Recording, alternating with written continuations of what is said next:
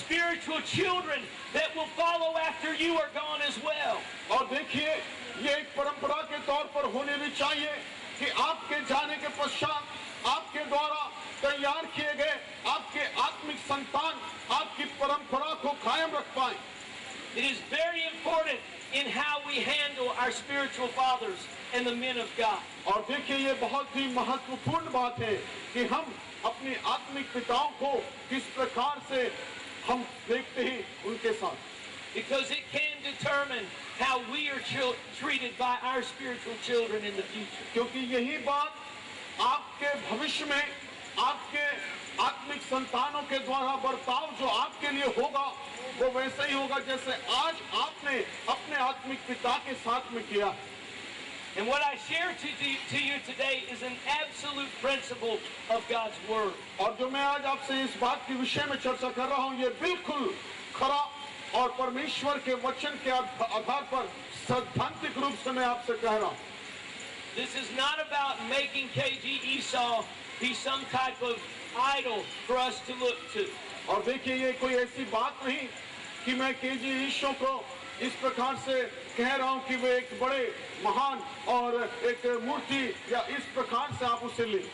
This is about recognizing and acknowledging the influence he has had on each and every one of our lives. ये सिर्फ उनको पहचानने और उनके आत्मिक दृष्टिकोण का प्रभाव को बताने के बारे में मैंने ये कहा.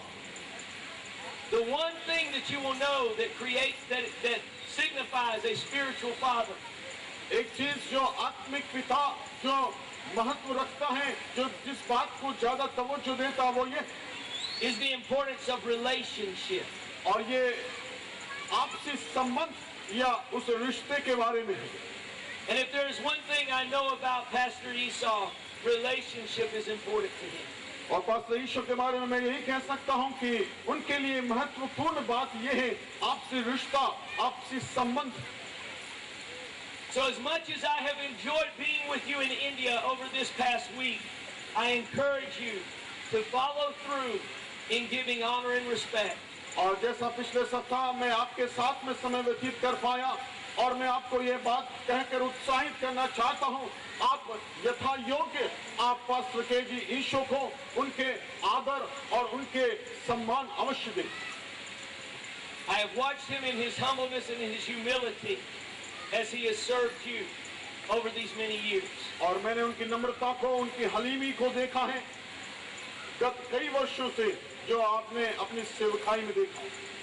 Because of his commitment and dedication, the gospel of Jesus Christ is spread further throughout India. और उनका यह दृढ़ निश्चय और उनकी प्रतिबद्धता के कारण भारतवर्ष में परमेश्वर का सुसमाचार फैला. And because of his work and his efforts, he will leave behind an inheritance that is absolutely incredible for every one of you as his spiritual children. और देखिए, आप में से हर एक जो शख्स है वो उनके आत्मिक संतान है और ये बात उनके जाने के पश्चात भी लागू रहेगी, प्रभावी रहेगी. And because of a verse of scripture that tells us about inheritance, we know that a wise man leaves an inheritance to his children's children. और देखिए, एक बुद्धिमान मनुष्य अपनी परंपराओं को, रीति रिवाजों को अपने संतानों पर और पीढ़ी दर पीढ़ी वह देकर जाता है. You as Pastor Esau's spiritual children will raise up spiritual grandchildren for him. और देखिए, आप और पास्टर ईशो मिलकर उनके लिए आत्मिक नाती पोतों को आप दे पाएंगे.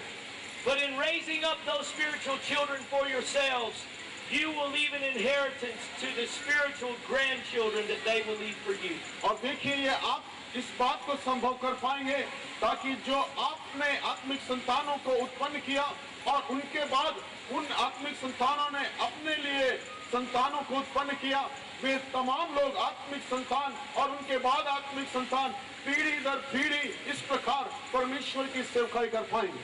Soul Winners India has a tremendous future in blessing and in building the kingdom of heaven in India. और भारत में सोल विनर्स के पास में एक बहुत ही उज्जवल भविष्य है कि वे परमेश्वर के इस सुसमाचार के प्रचार को बुलंद कर पाएंगे. And I thank you for giving me an opportunity to come and to minister to you as well. और मैं आपका व्यक्तिगत तौर से धन्यवाद देना चाहता हूं कि आपने मुझे यहां पर बुलाया और परमेश्वर की सेवकाई करने का अवसर प्रदान किया। And I thank Pastor Esau for being such a dear friend to me and to my family and to my church. और पास्टर ईशो के लिए मैं धन्यवाद देता हूं क्योंकि उनके परम मित्र हैं आपके और आपके परिवार के लिए और आपकी कलीसिया के लिए।